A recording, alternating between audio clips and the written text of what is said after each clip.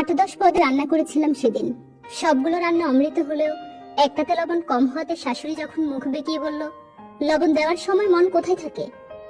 আমি বলেছিলাম, এতগুলো রান্নার মধ্যে একটা তো এদিক ওদিক হবেই, আমি তার রোবট না।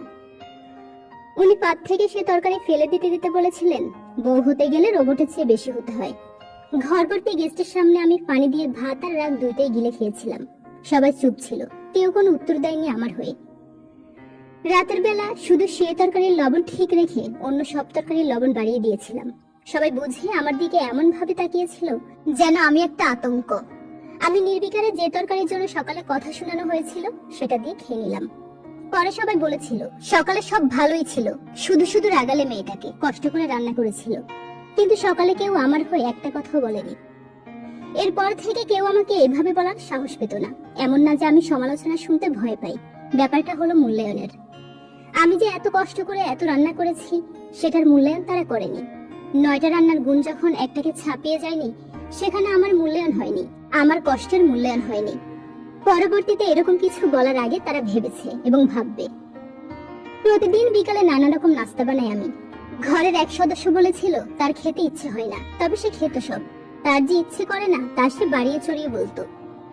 পরবর্তীতে আমি তার জন্য ছাড়া সবার জন্য নাস্তা বানিয়েছি, বেশ ভালো পদের। শুধু তাকেই দেওয়া হলো না। একগাল হেসে বলেছিলাম, ভালো লাগে না যখন, কষ্ট করে কেন খাবেন রোজ? আপনারও কষ্ট কমলো, আমারও। সে এমন দৃষ্টিতে তাকিয়েছিল যেন কোনো শব্দই খুঁজে পাচ্ছে না তার বিরক্তি প্রকাশ করার জন্য। এমন না যে আমি তাকে অপছন্দ করি বা খাওয়াতে চাই না, কিন্তু সে আমার যত্নটা দেখতো না। আমি রোজ নাস্তা বানাচ্ছি যত্ন করে, নানা বাহারি সাজে, সেটার মূল্যায়ন দিত না। আমার মূল্যায়ন সে করেনি। তাই আমি তাকে বুঝিয়েছি, কেউ যখন আপনার জন্য করছে তার মূল্যায়ন অবশ্যই দরকার। ভোরবেলা কেউ বের হচ্ছে, আমি রাতে নির্ঘুমতার সত্ত্বেও ঘুম ঘুম চোখে উঠে কারোর জন্য রুটি বানালাম। সে দেখলো আমি বানাচ্ছি, নিষেধ করলো না।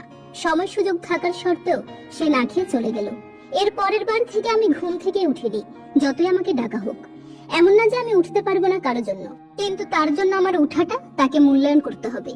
আমার স্বামীর জন্য রাত অবধি ভাত নিয়ে বসে থাকার পর সে যখন আমি রান্নাঘর থেকে আসার আগেই খাওয়া শুরু করে দিত, আমি খেয়েছি কিনা দেখতো না। পরের বার থেকে আমি আগেই ভালো পিসটা দিয়ে খেয়ে বসে থাকতাম।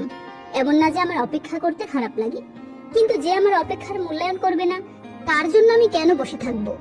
হাজার হাজার দোষ থাকার সত্ত্বেও সে যখন আত্মীয় স্বজনের সামনে আমার ছোট্ট ভুলে অট্টহাসিতে ফেটে পড়েছে, আমি তার হাজার খানিক দোষ রসিয়ে রসিয়ে শুনিয়েছি সবাইকে।